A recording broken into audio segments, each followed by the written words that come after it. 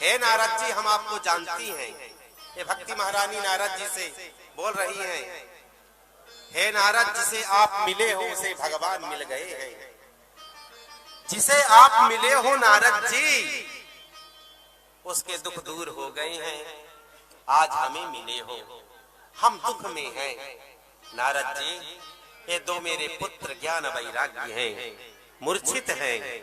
हे नारद, जैसे आपने ध्रुव जी को ध्रुव पद दे दिया, प्रहलाद को भगवान से मिला दिया, हे नारद, हमारे ऊपर भी कृपा दृष्टि डालो, हमारे ऊपर भी कुछ कृपा करो नारद।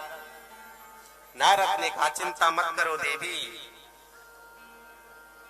कलयुग इतना बुरा भी नहीं है। कलयुग की क्या विशेषता है? यत् फलम नास्ति तपसः न योगेन समाधिनः तत्फलम लभते सम्यक् कलौ केशव कीर्तनात्। यत् फलम नास्ति तपसः न योगेन समाधिनः, यत् यानी जो फल, यत् फलम नास्ति तपसः, जो फल आपको तपस्या करने से नहीं मिलेगा, वो फल आपको कैसे मिल जाएगा? भगवान का नाम लेने से। क्या मिल जाएगा? भगवान का। यत् फलम नास्ति तपसा न योगेन समाधिना तत्फलम लभते सम्यक् कलौ। कलौ यानी कलयुग में केशव कीर्तनात्, कृष्णम कीर्तनात्। ऐसा फल कलयुग केवल नाम आधारा, सिर्फ नाम की महत्ता कलयुग में बताई गई है। अगर आप तप नहीं कर सकते हो, यज्ञ नहीं कर सकते हो, जप नहीं कर सकते हो, घंटों घंटों नहीं बैठ सकते हो, जप करते रहो, मानसिक जप करते रहो, उसी में आपका कल्याण हो जाएगा महाराज। उसी में आपका कल्याण हो जाएगा। नारद जी ने पूरा प्रयत्न किया। नारद जी ज्ञान वैराग्य को उठाने के लिए 4 वेदों को नारद जी ने सुनाया, उपनिषद को सुनाया, गीता पाठैर मुहुर्मुहु, गीता को सुनाया, लेकिन ज्ञान वैराग्य की मूर्छा नहीं गई। अब नारद जी कहते हैं, देवी, हमने सब प्रयत्न कर लिया, अब क्या करें? एक आकाशवाणी हुई कि सत्कर्म करो। नारद जी सोचते हैं कि अभी तक हम जो कर रहे थे वो क्या सत्कर्म नहीं था? ये भी तो एक सत्कर्म ही था। नारद जी आकाशवाणी से कहते, देवी, कम से कम आप ये तो बता देते कि कौन सा सत्कर्म, कैसा सत्कर्म, कौन बताएगा उस सत्कर्म के विषय में, किससे जाकर के हम पूछें?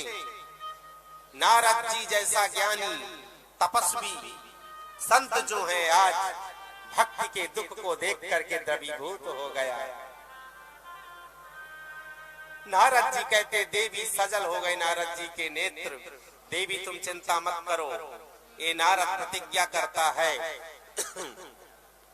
कि मैं तुम्हारे दुख को दूर करूंगा, चाहे तप करना पड़े।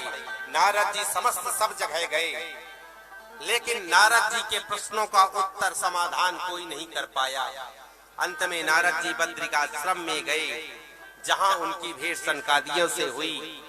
सनकादियों ने कहा, नारद जी, आपके जो चिंता का विषय, चिंता का मुख्य कारण यही है ना कि ज्ञान वैराग्य की मूर्छा कैसे चली जाए? बोले, हाँ, यही हमारी चिंता का विषय है। सनकादियों ने कहा, नारद जी, चिंता मत करो, इनको भागवत जी सुना दो। बोले, अभी तक जो सुना रहे थे, निगम कल्प तरोर गलितम फलम, अभी वेदों को सुना रहे थे और हमने सुना है कि भागवत वेदों का पका हुआ फल है। उसको हम सुना दिए, उनकी मूर्छा नहीं गई, तो क्या गारंटी है भागवत सुनाने से चली जाएगी? बोले, नारद जी, कई माध्यमों से सनकादियों ने नारद जी को समझाया और नारद जी मान भी गए।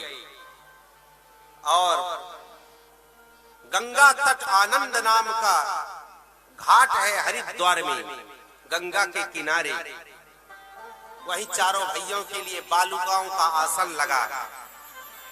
नारद जी क्या बने? यजमान बने। भक्ति ज्ञान वैराग्य 3 आसन और लगाए गए महाराज। कथा शुरू हुई। सदा सेव्य श्रीमद् भागवती कथा यस्याः श्रवण मात्रेण हरिश्चित्तं समाश्रयेत्।